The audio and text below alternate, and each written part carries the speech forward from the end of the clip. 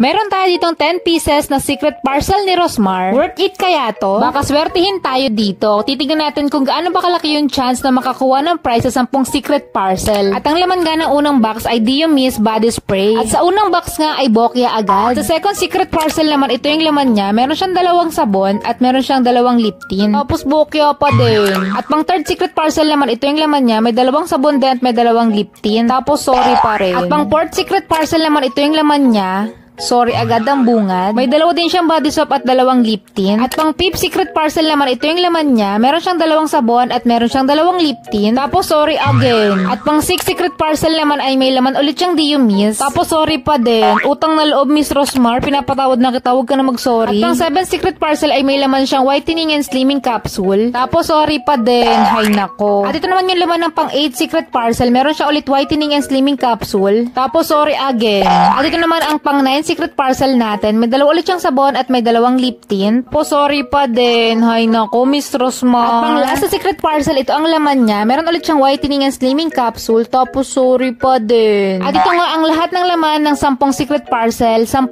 sorry. At ito yung mga product na laman niya. Sa tingin nyo, worth it ba tong secret parcel ni Rosmar? Comment lang kayo kung meron pa kayong mystery parcel na gusto nyo gawa natin ng honest review. Yun lang, follow me for more.